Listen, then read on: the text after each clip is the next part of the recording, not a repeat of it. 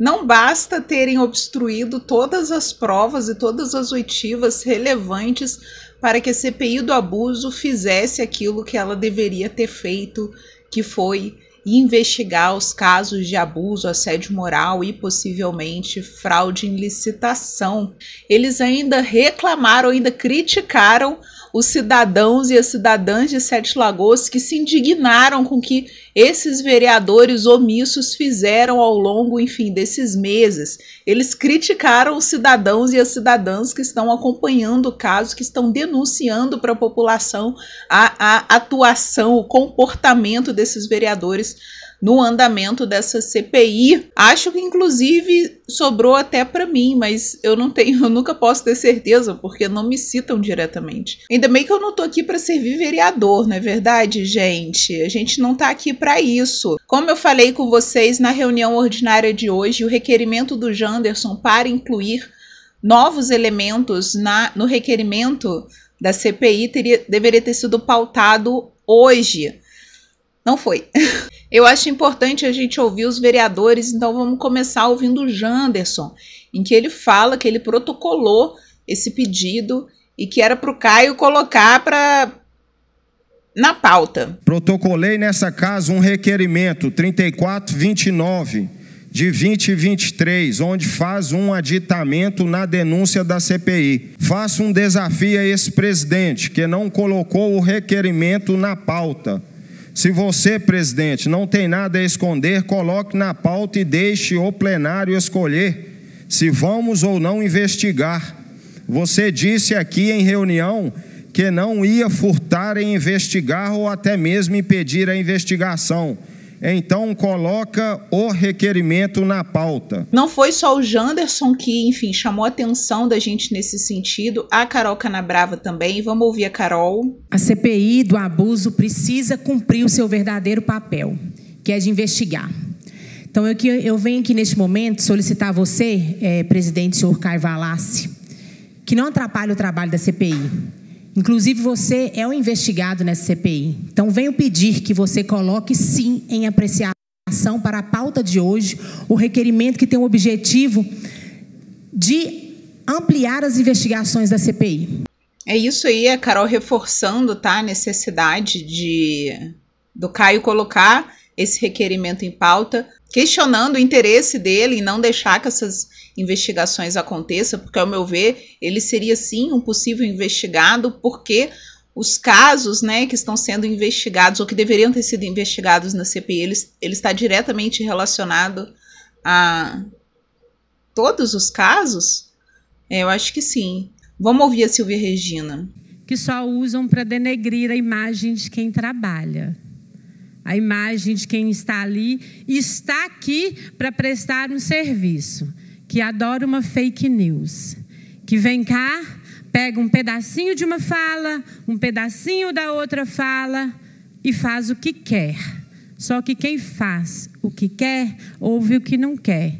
Então, para aqueles e para aquelas que ficam aí com a bunda pregada na cadeira, dia e noite, para poder falar mal da vida dos outros, deixa eu falar com vocês, calce as minhas sandálias, vem passar uma semaninha comigo, vem saber quem é Silvia Regina e os seus assessores, mocinhas e mocinhos que fiquem por aí com a bunda pregada na cadeira, vai estar com a língua dentro da boca e vai mostrar serviço para a sociedade. A primeira coisa que eu gostaria de falar, quem está por aí fazendo o trabalho, né, de trazer para a população uma versão, enfim, dos fatos que acontecem na Câmara Municipal de forma independente, não está de bobeira não, está fazendo um trabalho, né? Que vocês não estão acostumados com isso, com o trabalho que as pessoas estão fazendo. Ter autonomia para falar, né, dos vereadores, para falar não só do trabalho, mas também das posturas dos vereadores. Vocês estão muito acostumados a pagar a mídia local para falar, para fazer propaganda do mandato de vocês.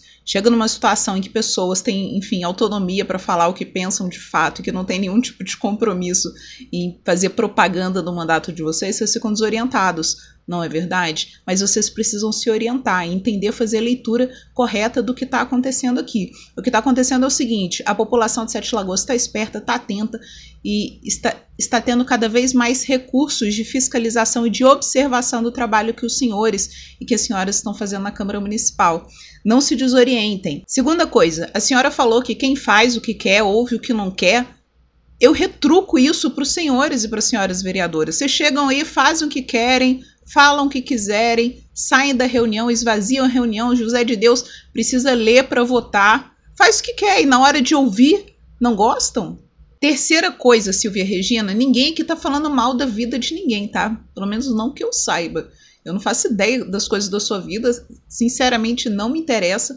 O que eu estou trazendo aqui, aí pelo menos, né, eu estou falando de mim, é o seu comportamento político. Sobre ficar sentada. Silvia, se você soubesse o quanto eu já andei nessa cidade, minha querida, você entendeu porque eu estou sentada aqui. Além disso, eu não ganho 14 mil por mês, não tenho gabinete, nem carro da Câmara dos Vereadores para ficar rodando a cidade, infelizmente. E hoje eu vejo que, enfim, uma forma maravilhosa que eu tenho de contribuir para essa cidade é justamente estar sentada aqui observando tudo, falando e gravando. Cada um contribui da forma como pode, né? Por último, a senhora falou pra gente quietar com a língua na boca. Que é isso, Silvia? Silvia Regina, a senhora enlouqueceu?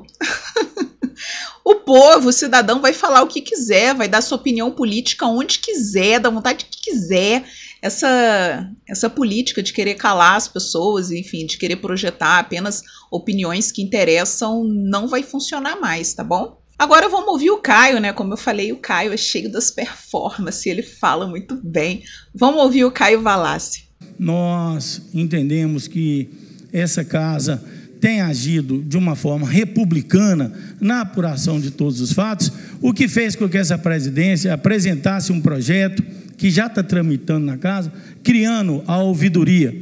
A ouvidoria tem esse papel de receber todas as denúncias, independentemente de quem quer que seja dessa casa, servidores, vereadores, né, serão recebidas, apuradas e tratadas com muita imparcialidade, com muita seriedade. Então, portanto, a criação da ouvidoria dá um passo importante no papel das prerrogativas do Legislativo Municipal. Eu vou explicar o que é essa ouvidoria. Essa ouvidoria nada mais é que mais um órgão para empregar colegas, amigos, né, do presidente da Câmara Municipal, colegas, amigos da Prefeitura de Sete Lagoas, porque é um órgão feito por comissionados, pessoas de confiança dessas figuras que eu acabei de mencionar. Inclusive, eu sei quem já estaria na liderança, vamos dizer assim, dessa ouvidoria, e é isso mesmo, tá? Uma pessoa amiga do presidente da casa, da Câmara, Caio Valassi. Então, sabem quantas denúncias serão enviadas para essa ouvidoria? 0.